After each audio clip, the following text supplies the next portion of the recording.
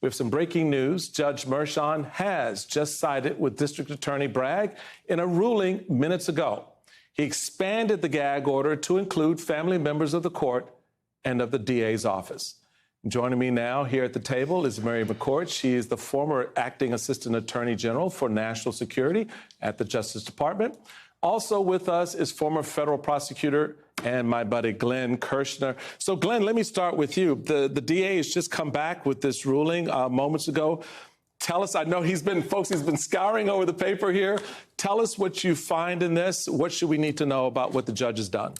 So, Michael, I would say predictably, Judge Juan Merchan expanded the gag order to include family members of the judge, of the court staff, of the prosecutor's office. That's wonderful. Donald Trump is laboring under, a hat trick of shut up because there are 3 gag orders that have been in place over time. Judge Chutkan in the D.C. federal prosecution, Judge Engoron in the New York civil fraud trial, and now Judge Merchan in the New York, I don't call it a hush money case. It's the 2016 election interference case that includes hush money payments that were then covered up with false business records. Has it done any good?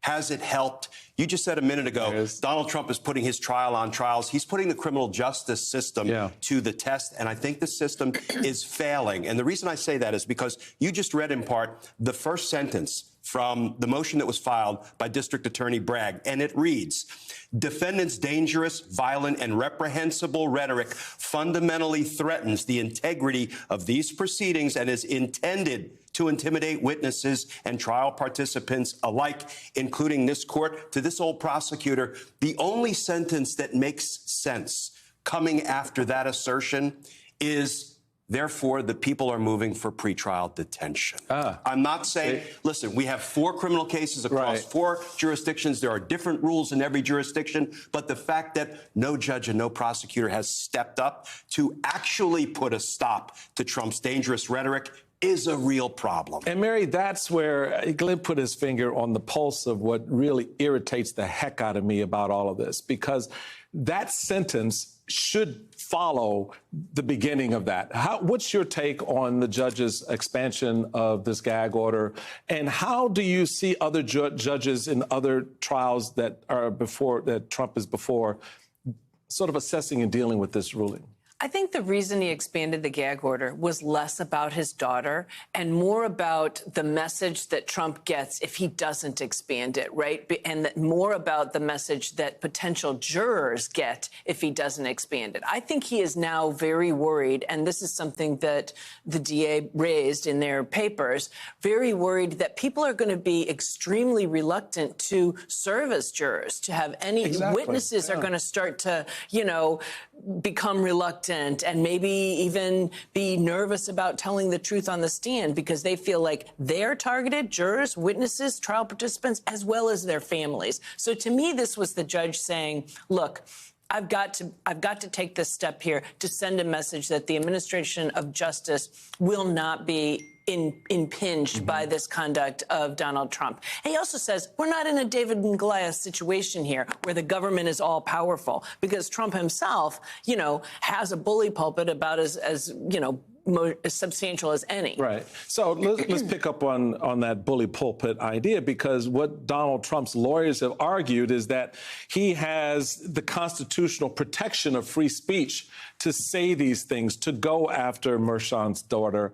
How does that factor into this particular ruling? And is that an element that really prevents what Glenn says should happen next from happening? Yeah. Well, there's no question that defendants have First Amendment rights, but those rights can be constrained when you are in a courtroom facing a trial in a criminal case and in a civil case. And the Supreme Court's been very clear about that. That is the obligation of the judge to, ensure that the defendant's behavior won't impact the administration of justice. And that could be through things like gag orders. It's through other restraints, too, right? Because the point is you have to ensure that the defendant gets a fair trial, but that also means the public and the government get a fair trial as well. It works both ways. And I think one of the things that Glenn has pointed out and that we've talked about, in other shows is that the judges, even when they've issued these gag orders, Judge Chutkan, Judge Merchan, Judge Engoron, well, that was a civil case, so it was different. But in the two criminal cases, they did not actually make those part of the conditions of release and required Mr. Trump to sign that he understands his conditions have now been expanded, and if he violates them, his release can be revoked. Instead, the remedies here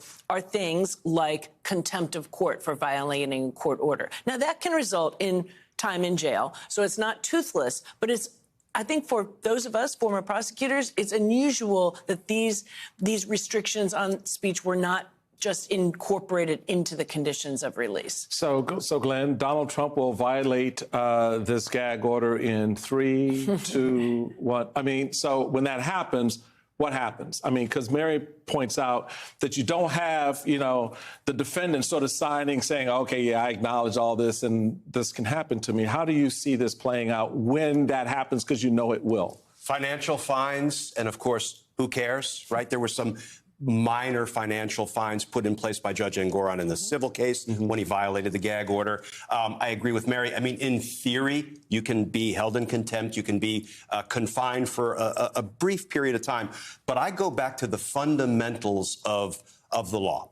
The law ordinarily says when you're a defendant on pretrial release, particularly in serious felony cases, and Donald Trump has 4 serious felony cases, if there's clear and convincing evidence that you pose a danger to the community or even one person in the community, you can be detained pending trial to neutralize that threat. Can I just push on that point?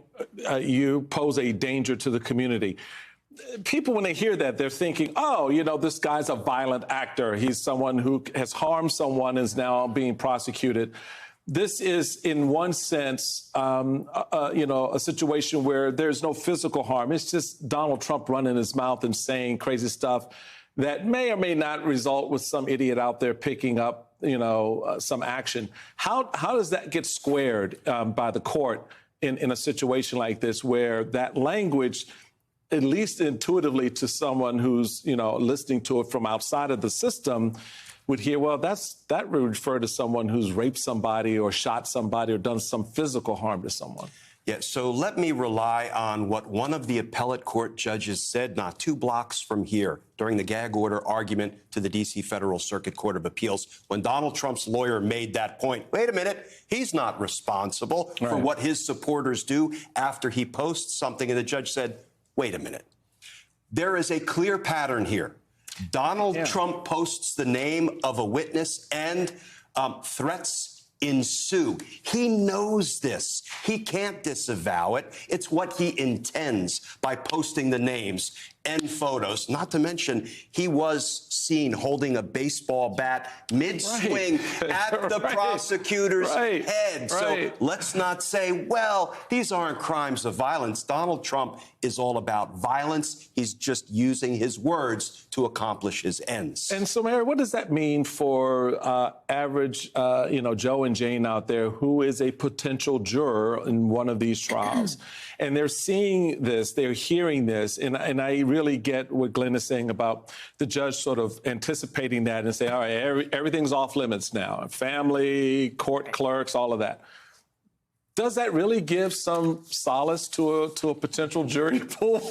Yeah. or should I put something else in my coffee?